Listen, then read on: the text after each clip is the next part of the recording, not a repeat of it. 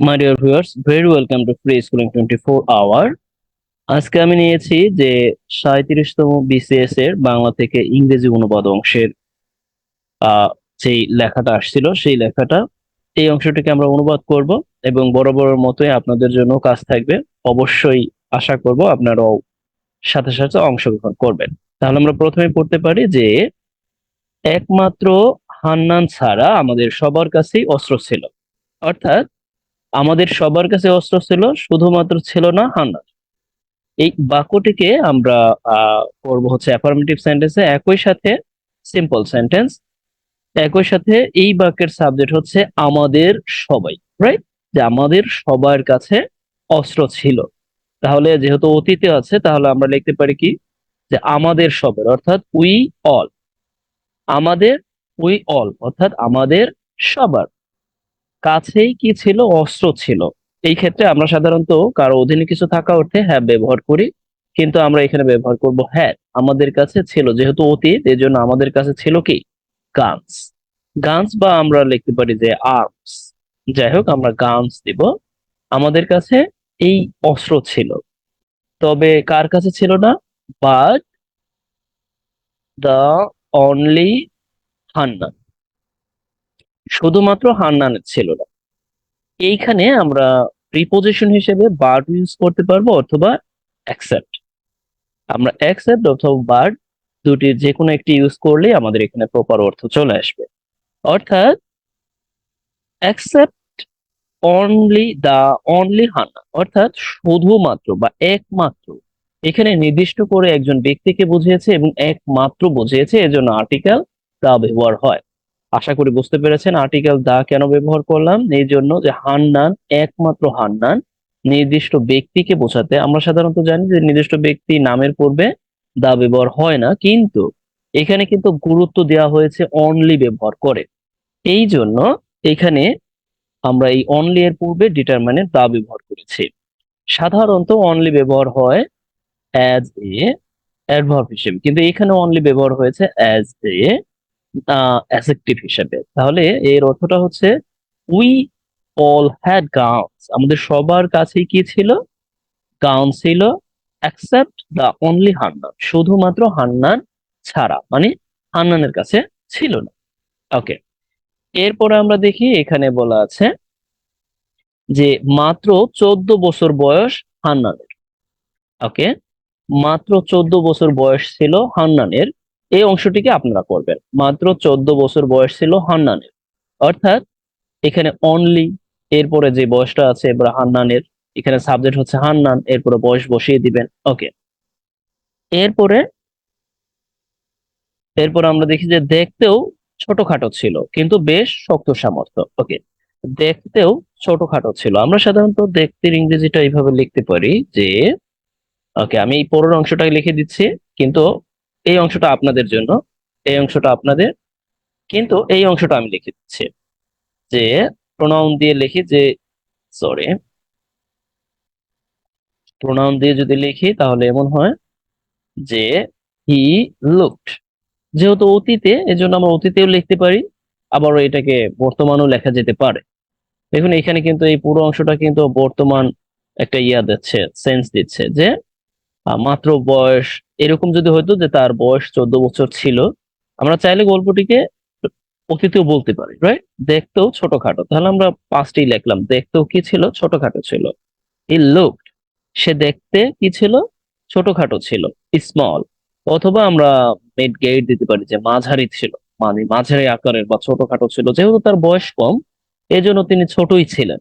ওকে, but, কিন্তু বেশ শক্ত সামর্থ্য ছিল। অর্থাৎ সে ছোটখাটো ছিল, বাট কি ছিল, হি ওয়াজ স্ট্রং। সে বেশ, বেশ এর ক্ষেত্রে আমরা লিখতে পারি যে ভেরি স্ট্রং। অথবা আমরা এখানে লিখতে পারি এইভাবে যে স্ট্রং, বা আমরা এইভাবে দিতে পারি স্ট্রেনিয়াস, এইভাবে দিতে পারি। অথবা আমরা আরো যে শব্দগুলি আছে, রবাস্ট দিতে পারি। কিন্তু স্ট্রং এনাফ, যে শক্ত সামর্থ্য, অর্থাৎ সে শক্তিশালী ছিল, এরকম বোঝাচ্ছে। আমরা চাইলে সরাসরি এই হি ওয়াজ নাও দিতে পারি, বাট ভেরি স্ট্রং, একসাথে দিয়ে দিতে পারি। তবে আমরা যেহেতু এখানে আমরা অ্যাজ এ ক্লোজ মার্কার হিসেবে এখানে বাট আমরা ইউজ করে এখানে ভার্ব ইউজ করে দেবো, হি ওয়াজ ভেরি স্ট্রং, অর্থাৎ বেশ শক্ত সামর্থ্য ছিল। এখন লুকড, অনেকে বুঝতে পারেন যে হি লুক তার মানে সে দেখেছিল, এরকম না। আসলে আমরা অনেক সময় দেখবেন বলে থাকি যে you look handsome, that means আপনি দেখতে অনেক সুন্দর। আবার আমরা বলে থাকি এরকম, হ্যান্ডসাম, সে দেখতে কি অনেক সুন্দর বা ভালো। এই অর্থে আমরা পাস্টে দিলেও আমাদের কি হবে, লুক স্মল, সে দেখতে ছোট বা মিডগেট বা মাঝারি আকারের, বাট ওয়াজ ভেরি স্ট্রং, সে ছিল বেশ শক্ত সামর্থ্য। ওকে, এরপরে আর এই অংশটি কিন্তু আপনাদের জন্য। ওকে, এরপরে আমি দেখি এখানে বলা আছে যে আমি তাকে, আমি তাকে একটি ময়লা গেঞ্জি ও হাফ প্যান্ট পরিয়ে ঠিক রাখাল ছেলের মতো করি। অর্থাৎ যিনি এই গল্পটি বলছেন তিনি মূলত এই হান্নানকে ময়লা গেঞ্জি পরান এবং হাফ প্যান্ট পরিয়ে ঠিক রাখাল ছেলের মতো তৈরি করে। ওকে, এখানে দুইটি ব্যাপার, একটা হচ্ছে গেঞ্জি ও হাফ প্যান্ট পরিয়ে, এখানে কিন্তু একটি ভার্ব, একটু খেয়াল করুন এখানে কিন্তু একটি ভার্ব, এখানে একটি ভার্ব। আবারও এখানে কি রাখাল ছেলের মতো করি, এই বাক্যটিকে আমরা তিন ভাবে লিখতে পারবো। প্রথমত আমরা স্যাম্পল সিম্পল লিখতে পারবো, সিম্পল বাক্যতে। এরপরে আমরা লিখতে পারবো হচ্ছে আপনার কমপ্লেক্স বাক্যতে লিখতে পারবো, কমপ্লেক্স। এরপরে হচ্ছে আমরা কম্পাউন্ডে লিখতে পারবো। তবে আমরা দেখবো যে আমরা প্রথমে সিম্পলে লিখবো।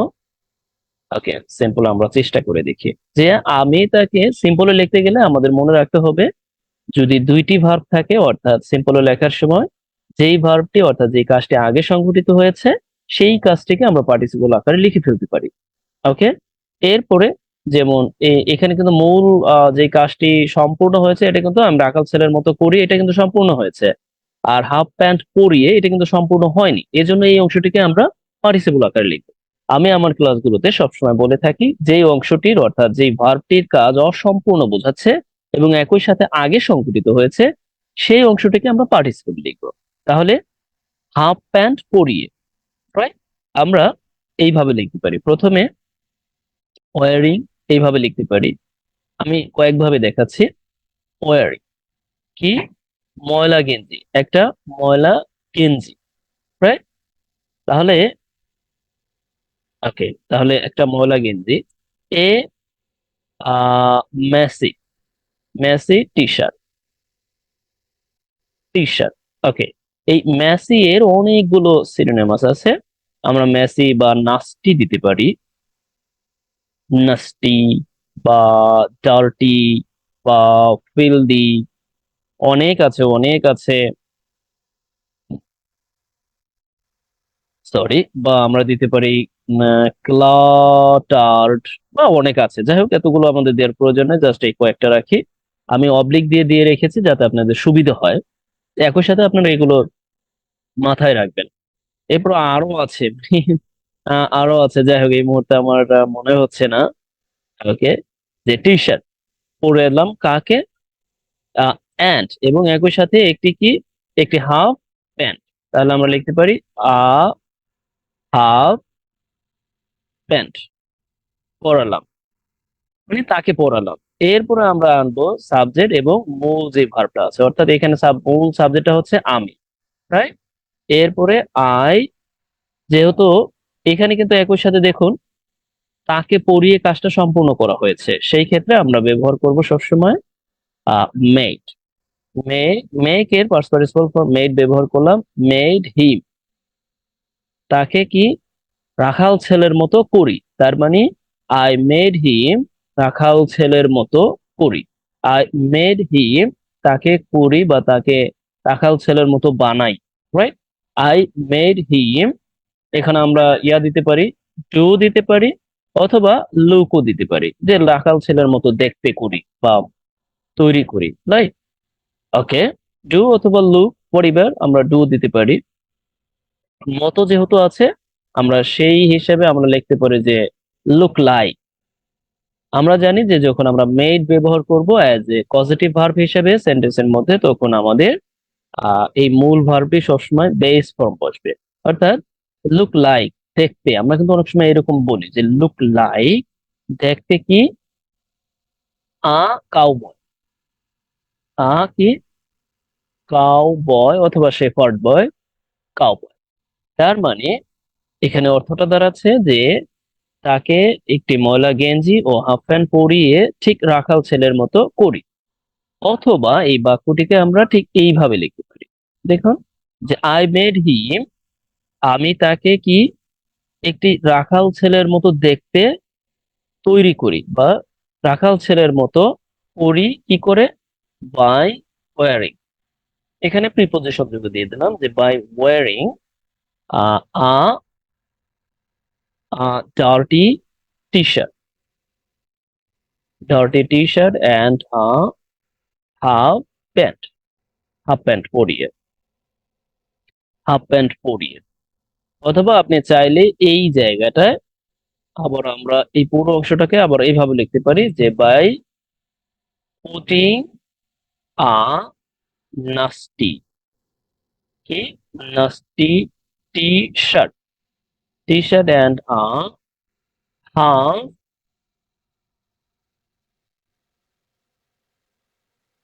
হাফ প্যান্ট অন হিম, এইভাবে হবে। অর্থাৎ বাই যোগে, অর্থাৎ এই বাই থেকে শুরু করে অবলিক দিয়ে এইভাবেও হবে।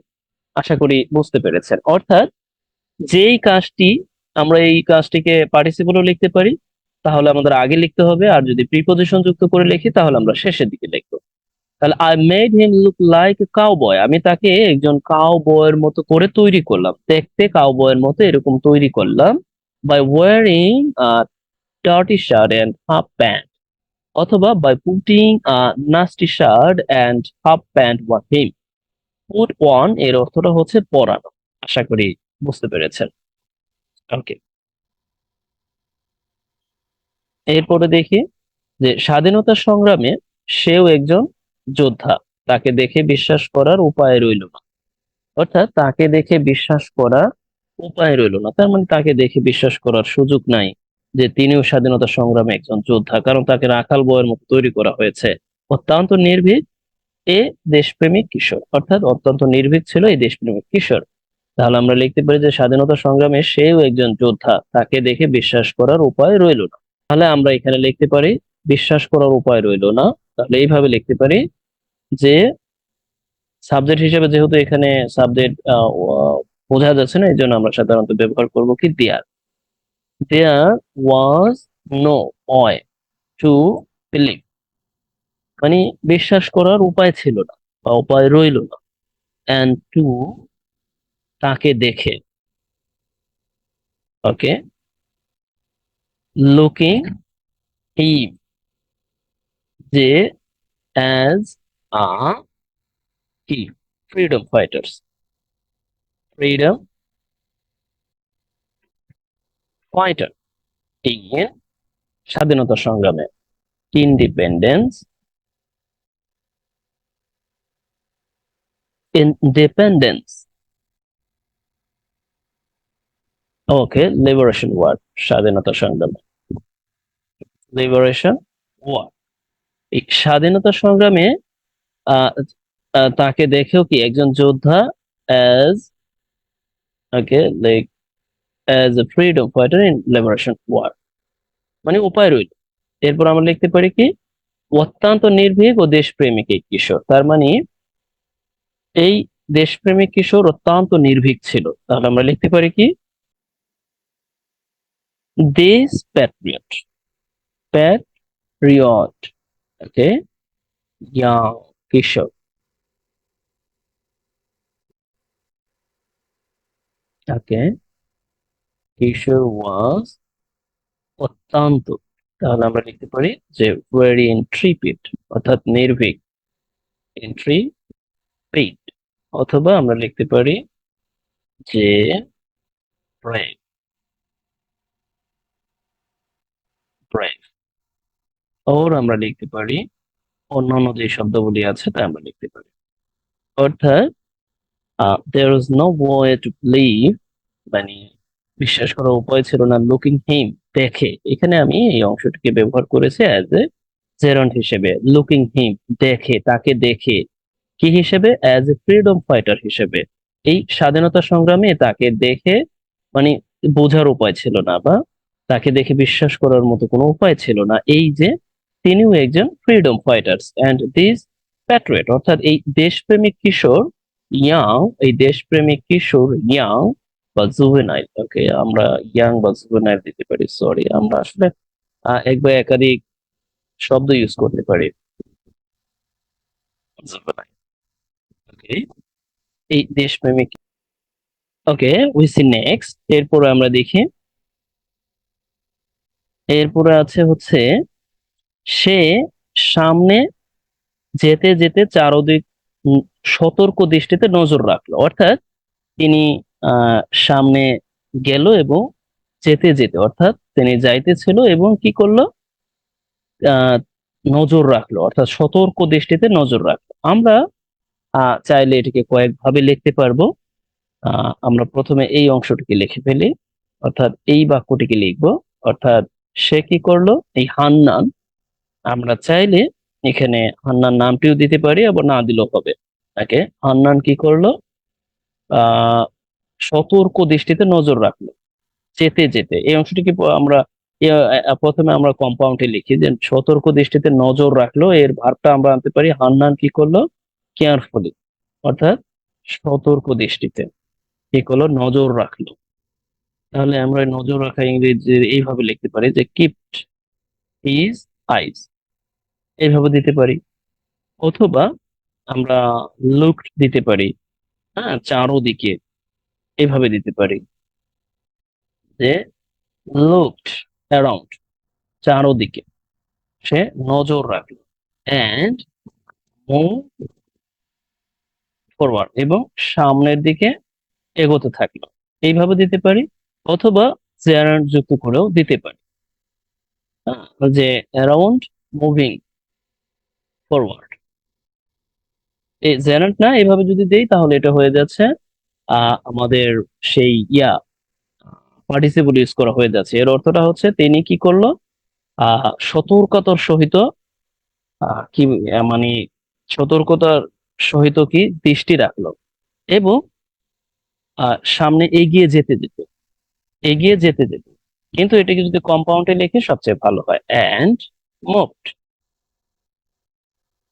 অ্যান্ড মুভড ফরওয়ার্ড, এবং সে কি সব জায়গায় দেখতেছিল। ওকে, এক, ওকে, এক নির্মম শত্রুর সঙ্গে আমাদের লড়াই, অর্থাৎ আমাদের লড়াই, আওয়ার ফাইট, আমাদের লড়াই ওয়াজ এগেনস্ট রুথলেস, একজন নিষ্ঠুর, রুথলেস, নিষ্ঠুর enemy, অর্থাৎ নিষ্ঠুর শত্রুর সাথে আমাদের লড়াই, এই পর্যন্ত লিখে ফেললাম। তাই, তো, তাই, এরপরে হচ্ছে যে সামান্য, অর্থাৎ যেহেতু নিষ্ঠুর শত্রু, এই জন্য বলা হয়েছে যে সামান্য অসতর্ক হলেই নিষ্ঠুরতম শিকার হতে হবে। অর্থাৎ এখানে কিন্তু অনেকটা কন্ডিশনের মতো আছে, যে তাই সামান্য অসতর্ক, অর্থাৎ আমরা এখানে লিখতে পারি সামান্য, মেয়ারলি দিতে পারি, অথবা আমরা এখানে লিখতে পারি সামান্য বোঝাতে, অল্প বোঝাতে স্লাইট, ওকে, স্লাইটেস্ট, হ্যাঁ, স্লাইটেস্ট, সামান্য অসতর্কতা, অসতর্কতা, সতর্ক ইংরেজিটা হচ্ছে কেয়ারফুল, আর কেয়ারফুল, ওকে, কেয়ারলেস, অসতর্ক। তাহলে আমরা লিখতে পারি যে কেয়ারলেস, আমরা যেহেতু নাউন ফর্মে লিখতে হবে কেয়ারলেসনেস, একেবারে মানে সামান্য অসতর্কতা। ওকে, তাহলে আমরা লিখতে পারি কি দা স্লাইটেস্ট, অসতর্কতা কি করতে পারে যদি ঘটে, তাহলে আমরা ইফ যুক্ত করতে পারি, যেহেতু condition, if slighted carelessness take place. দেখুন, একেবারে হুবহু করা যাবে না, সেক্ষেত্রে আমাদের কিছু মানে সংযোজন বিয়োজন করতে হবে। একেবারে সামান্য, যদি সামান্য অসতর্কতা ঘটে যায় কি হবে? টেক প্লেস, নিষ্ঠুরতম হত্যার শিকার হতে হবে।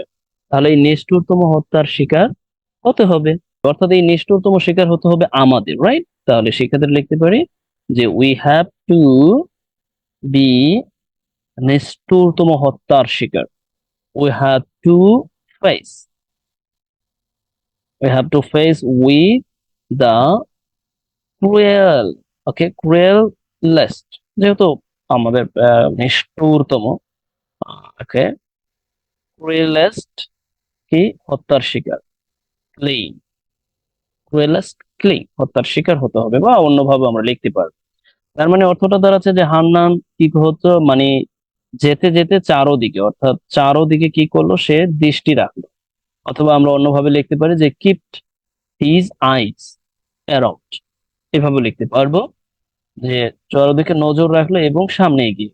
আমরা আবার পার্টিসিপল চাইলেও লিখতে পারবো। এরপরে হচ্ছে এক নির্মম শত্রুর সঙ্গে আমাদের লড়াই, অর্থাৎ আওয়ার ফাইট ওয়াজ এগেইনস্ট আ রুথলেস এনিমি, একজন নির্মম অর্থাৎ নির্মম শত্রুর সাথে, তাই সামান্য অর্থাৎ তাই ইফ দ্য স্লাইটেস্ট, একেবারে সামান্যতম অসতর্কতা কি করতে পারে, টেক প্লেস, যদি ঘটে যায়, তাহলে উই হ্যাভ টু ফেস, আমাদের হতে হবে, we have to be faced, আমাদের সম্মুখীন হতে হবে with the and cruelest killing, যে আমাদের এর সম্মুখীন হতে হবে।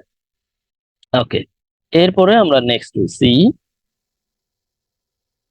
ওকে, আপনাদের জন্য কাজ থাকবে। আসলে আমি একটা জিনিস লক্ষ্য করেছি, আমার বড় ভিডিও হয়ে গেলে আপনারা হয়তো অনেকে ভিডিওটি দেখতেও চান কিনা আমি জানি না, একই সাথে অনেকের রেসপন্স কম থাকে। আমি আশা করব যে আপনাদের প্রপারলি রেসপন্স থাকবে। দেখুন, আপনাদের যদি রেসপন্স না পাই, আসলে আলটিমেটলি আমারও আগ্রহের জায়গাটা, তারপর আমার পরিশ্রমের জায়গাটা, আপনারা কতটুকু আমার কাছ থেকে শিখতে পারছেন, জানতে পারছেন, এই ব্যাপারগুলো সম্পর্কে যদি আমি অবগতই না হতে পারি, আলটিমেটলি আসলে ভালো লাগার জায়গাটা কাজ করবে না।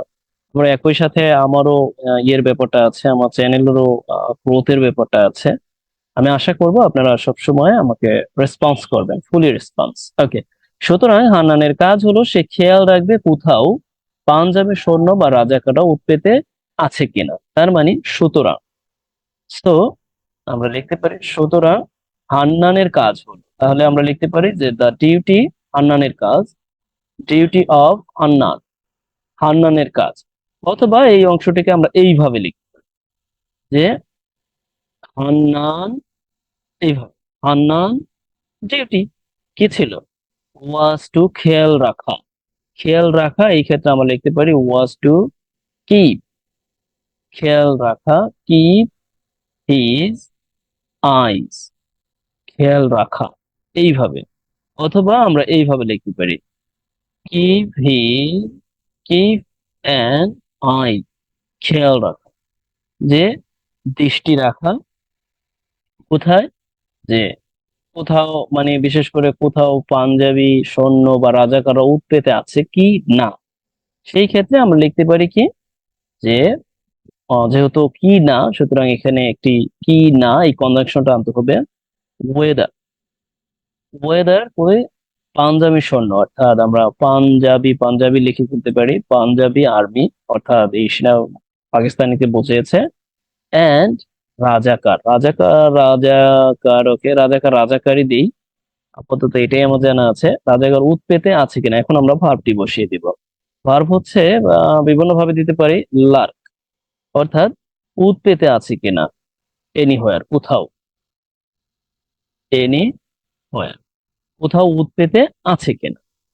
তার মানে এটা হান্নান দেখে। সো হান্নানস ডিউটি, হান্নানের ডিউটি ছিল ওয়াজ টু কিপ অ্যান আই, নজর রাখা, নজর রাখা, ওয়েদার, পাঞ্জাবি সৈন্য বা রাজাকাররা, ও লার্ক এর অর্থটা হচ্ছে উৎপেতে থাকা। আমরা অন্য অন্য শব্দ দিতে পারবো, বাট লার্ক দ্যাট মিনস উৎপেতে থাকা, লার্ক উৎপেতে থাকা, এনিহোয়ার অন্য কোথাও কোন রাজাকার বা সৈন্যবাহিনী উৎপেতে আছে কিনা। ওকে, এখানে বলছে থাকলে সে যেন সাথে সাথে সংকেত দিয়ে আমাদের জানিয়ে দেয়, অর্থাৎ থাকলে, আমরা থাকলে ইংরেজিতে এইভাবে লিখতে পারি ইপসো, জাস্ট, যদি কোথাও দেখেন যে থাকলে এই ধরনের কন্ডিশন, যে হ্যাঁ, যদি তুমি, আমরা প্রশ্ন করা হয় অনেক সময়, আমরা সাধারণত সেকেন্ডারি ডাটা যখন, প্রাইমারি ডাটা যখন সংগ্রহ করতে যাই আমাদের রিসার্চের জন্য, তখন প্রশ্ন করা হয় যে আপনি কি এটা মনে করেন? যদি মনে করেন দ্যাট মিন ইফ সো, যদি মনে করেন, ইফ সো। আবারও যদি মনে না করেন ইফ নট।